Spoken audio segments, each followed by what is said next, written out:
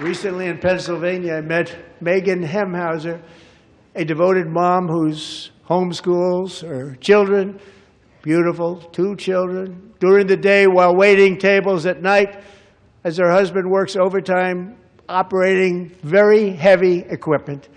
Megan is here this evening, and she's happy to tell you that she is so much richer because with no tax on tips, no tax on overtime, and her expanded child tax credit done again by Republicans, Megan and her husband will take home more than $5,000 extra just for the year, cutting her tax bill in more than half.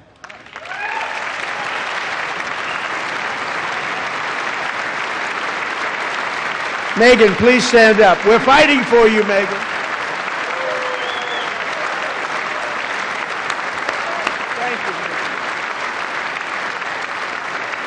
Thank you, Megan. We're fighting for you, Megan. Under our bill, parents like Megan can also activate their children's brand new Trump accounts. And I didn't name it. I did not name that.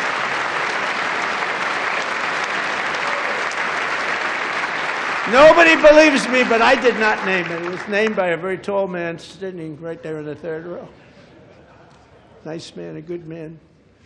Tax-free investment accounts for every American child. This is something that's so special and has taken off and gone through the roof. Millions will be pre-funded courtesy of the U.S. Treasury and private individuals like Michael and Susan Dell, who have donated $6.25 billion to fund the Trump accounts for 25 million American children. They're great people.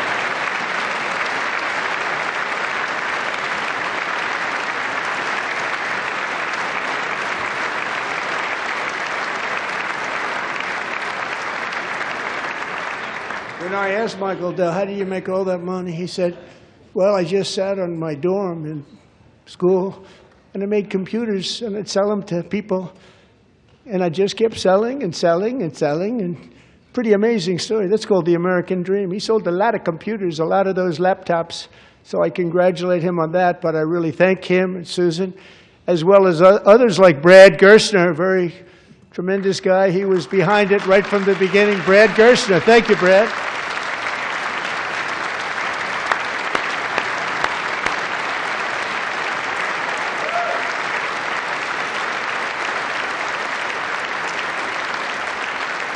So with modest additional contributions, these young people's accounts could grow to over $100,000 or more by the time they turn 18. Think of it. How much money is that for somebody that started with nothing? Over 100,000, could be much more than that. To make this investment in our children's future, go to trumpaccounts.gov, trumpaccounts.gov. And a lot of people are doing it. It's setting every record in the book. It's popular. They knew what it was going to take. I'm so proud of them. I'm so proud of the people that got it started. And now it's just taken off. One of the primary reasons for our country's stunning economic turnaround, the biggest in history, where the Dow Jones broke 50,000 4 years ahead of schedule, and the S&P hit 7,000, where it wasn't supposed to do it for many years, were tariffs. I used these tariffs, took in hundreds of billions of dollars to make great deals for our country, both economically and on a national security basis. Everything was working well. Countries that were ripping us off for decades are now paying us hundreds of billions of dollars. They were ripping us so badly, you all know that. Everybody knows it. Even the Democrats know it. They just don't want to say it. And yet these countries are now happy, and so are we. We made deals. The deals are all done. And they're happy. They're not making money like they used to, but we're making a lot of money. There was no inflation, tremendous growth, and the big story was how Donald Trump called the economy correctly, and 22 Nobel Prize winners in economics didn't. They got it totally wrong. They got it really wrong. And then just 4 days ago, an unfortunate ruling from the United States Supreme Court. It just came down. It came down. Very unfortunate ruling. But the good news is that almost all countries and corporations want to keep the deal that they already made, right, Scott? Knowing that the legal power that I, as president, have to make a new deal could be far worse for them, and therefore they will continue to work along the same successful path that we had negotiated before the Supreme Court's unfortunate involvement. So despite the disappointing ruling, these powerful, country-saving, it's saving our country, the kind of money we're taking in, peace-protecting. Many of the wars I settled was because of the threat of tariffs. I wouldn't have been able to settle them without. Will remain in place under fully approved and tested alternative legal statutes. And they have been tested for a long time.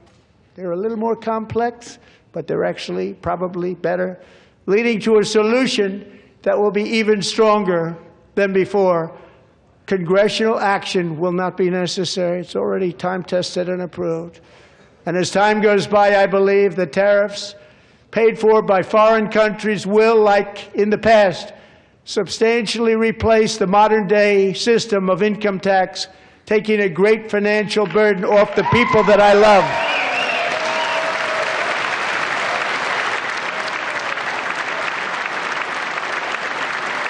Right?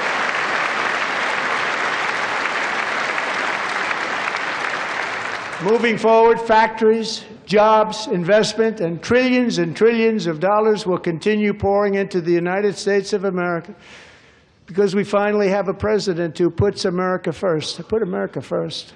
I love America.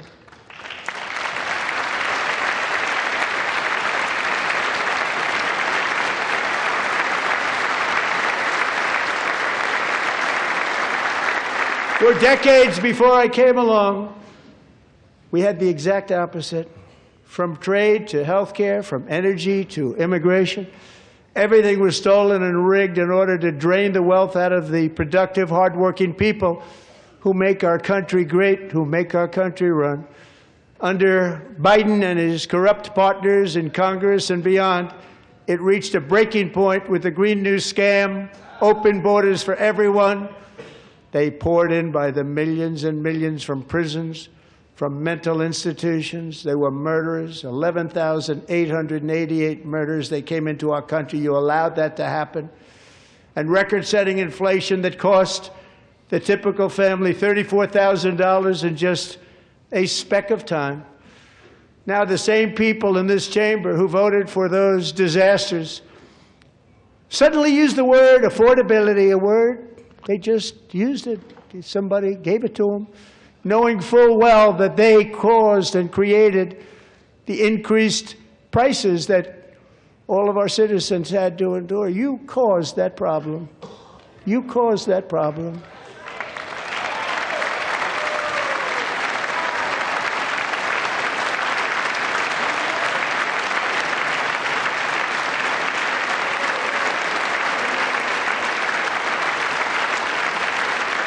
They knew their statements were a lie. They knew it.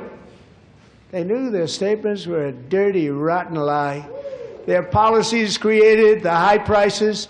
Our policies are rapidly ending them. We are doing really well. Those prices are plummeting downward.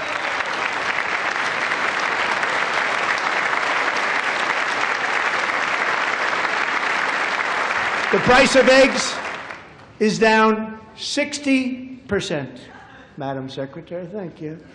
The cost of chicken, butter, fruit, hotels, automobiles, rent is lower today than when I took office by a lot. And even beef, which was very high, is starting to come down significantly. Just hold on a little while, we're getting it down. And soon you will see numbers that few people would think were possible to achieve just a short time ago. Nobody can believe when they see the kind of numbers, and especially energy, when they see energy going down to numbers like that, they cannot believe it. It's like another big tax cut. I'm also confronting one of the biggest rip-offs of our times, the crushing cost of health care caused by you. Since the passage of the Unaffordable Care Act, sometimes referred to as Obamacare, a big insurance company that's gotten rich. It was meant for the insurance companies, not for the people. With our government giving them hundreds and hundreds of billions of dollars a year as their stock prices soared 1,000, 1,200, 1,400, and even 1,700%, like nothing else. That's why I introduced the great health care plan. I want to stop all payments to big insurance companies and instead give that money directly to the people so they can buy their own health care, which will be better health care at a much lower cost.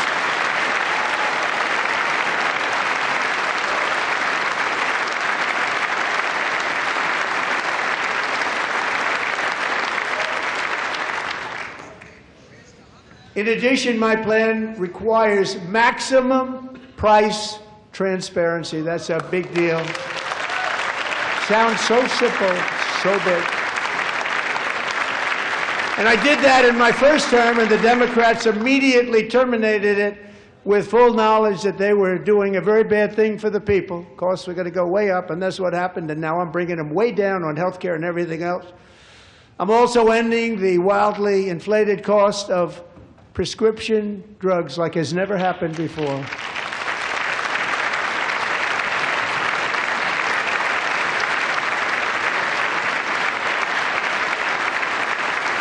Other presidents tried to do it, but they never could. They tried. Most didn't try, actually. But they tried. They said they tried. They couldn't do it. They didn't even come close. They were all talk and no action, but I got it done.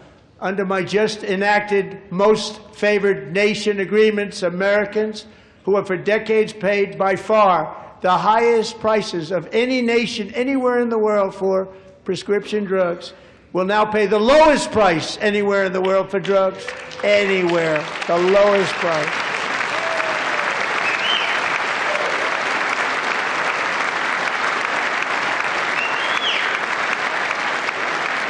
So in my first year of the second term, should be my third term, but strange things happen. I took prescription drugs, a very big part of health care, from the highest price in the entire world to the lowest. That's a big achievement.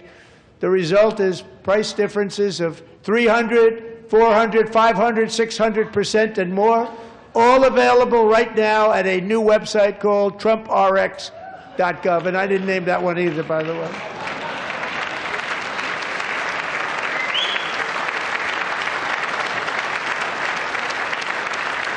And here tonight is the very first customer ever to get that big discount, and it is big, Catherine Rayner. For 5 years, she and her husband have struggled with infertility, and they turned to IVF. One drug has been costing Catherine $4,000 to purchase, but a few weeks ago, she logged onto the TrumpRx website and got that same drug that cost $4,000, got it for under $500. A reduction of much more, actually, than $3,500. Catherine, we are all praying for you, and you're going to be a great mom.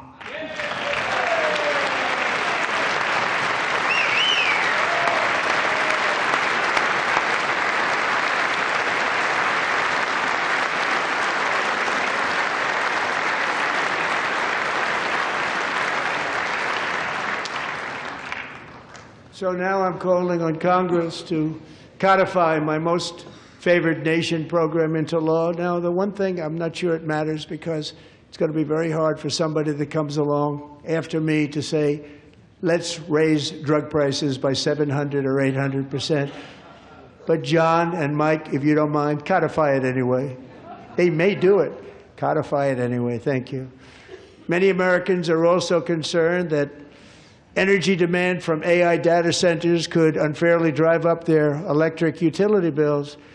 Tonight, I'm pleased to announce that I have negotiated the new Ratepayer Protection Pledge. You know what that is? We're telling the major tech companies that they have the obligation to provide for their own power needs. They can build their own power plants as part of their factory. so that no one's prices will go up. And in many cases, prices of electricity will go down for the community, and very substantially down. This is a unique strategy never used in this country before. We have an old grid. It could never handle the kind of numbers, the amount of electricity that's needed. So I'm telling them they can build their own plant. They're going to produce their own electricity.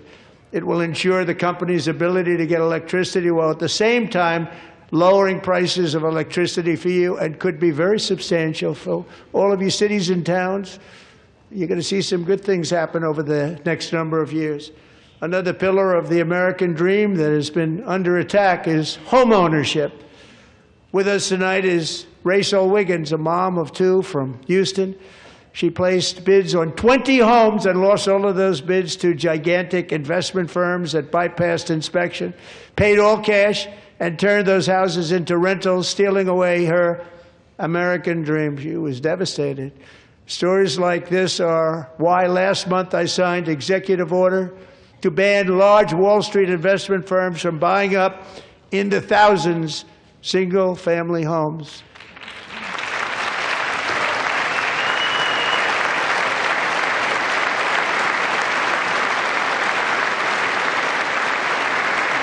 And now I'm asking Congress to make that ban permanent, because homes for people, really, that's what we want. We want homes for people, not for corporations. Corporations are doing just fine. Rachel, thank you very much. Good luck with your home. You'll get one soon.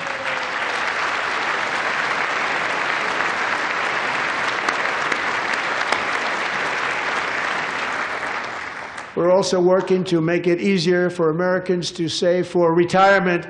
And under this administration, we will always protect Social Security and Medicare. They are not protecting it for our seniors. We will always protect Social Security, Medicare, Medicaid.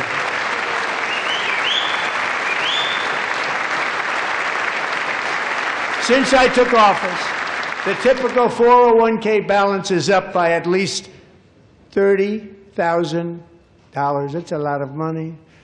We have millions and millions of people, because the stock market has done so well, setting all those records. Your 401ks are way up. Yet half of all of working Americans still do not have access to a retirement plan with matching contributions from an employer. To remedy this gross disparity, I'm announcing that next year my administration will give these often forgotten American workers, great people, the people that built our country, access to the same type of retirement plan offered to every federal worker. We will match your contribution with up to $1,000 each year. As we ensure that all Americans can profit from a rising stock market, let's also ensure that members of Congress cannot corruptly profit from using insider information.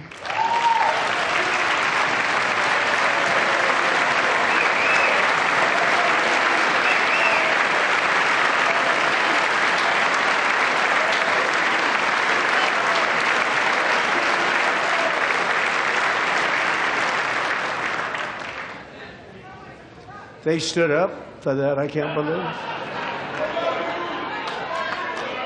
I can't believe it. Did Nancy Pelosi stand up if she was here? Doubt it. Pass the Stop Insider Trading Act without delay.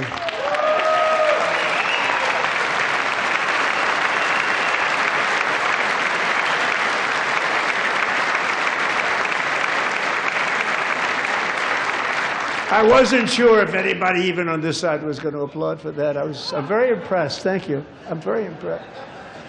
But when it comes to the corruption that is plundering, it's plundering America. There's been no more stunning example than Minnesota, where members of the Somali community have pillaged an estimated $19 billion from the American taxpayer. Oh, we have all the information. And in actuality, the number is much higher than that.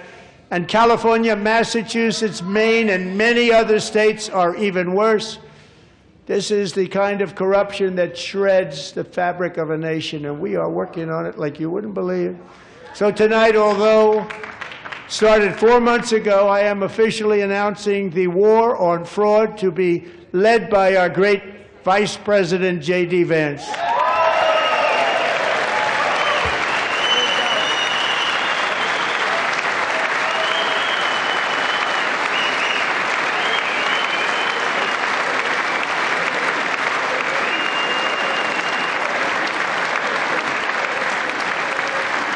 We'll get it done. And if we're able to find enough of that fraud, we will actually have a balanced budget overnight. It'll go very quickly. That's the kind of money you're talking about. We'll balance our budget.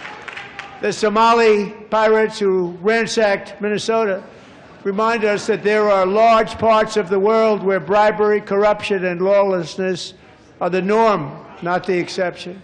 Importing these cultures through unrestricted immigration and open borders brings those problems right here to the USA. And it is the American people who pay the price in higher medical bills, car insurance rates, rent, taxes, and perhaps most importantly, crime. We will take care of this problem. We're going to take care of this problem. We are not playing games. Delilah.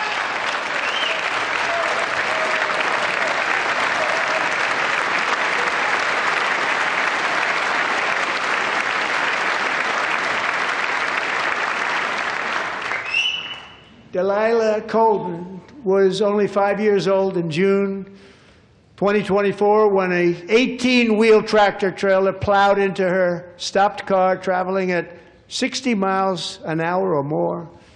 The driver was an illegal alien let in by Joe Biden and given a commercial driver's license by open borders politicians in California. Doctors said Delilah would never be able to walk or talk, have a good life. She wouldn't even be able to eat again. But against all odds, she is now in the first grade learning to walk. And she's here this evening with her dad, Marcus, a fantastic man. Delilah, please, you are a great inspiration. Please stand up.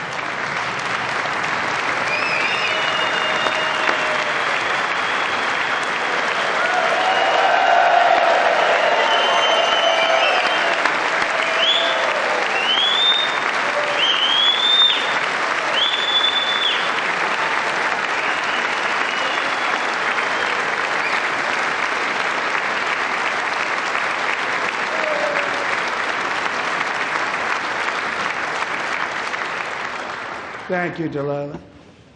Many, if not most, illegal aliens do not speak English and cannot read even the most basic road signs as to direction, speed, danger, or location. That's why tonight I'm calling on Congress to pass what we will call the Delilah Law, barring any state from granting commercial driver's licenses to illegal aliens.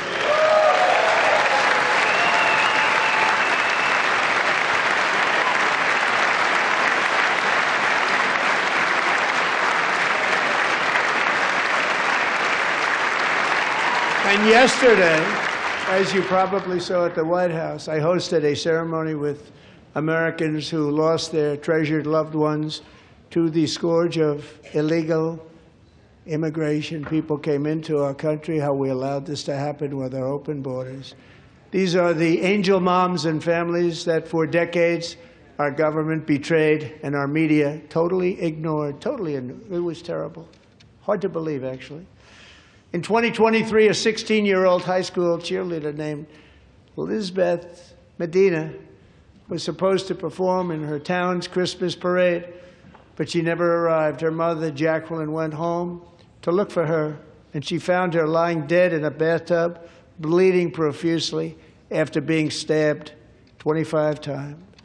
Elizabeth's killer was a previously arrested illegal alien who had broken in and brutally extinguished the brightest light in her family's life, violently and viciously. Her heartbroken mother is in the gallery to remind everyone in this chamber exactly why we are deporting illegal alien criminals to our country at record numbers, and we're getting them the hell out of here fast. We don't want them.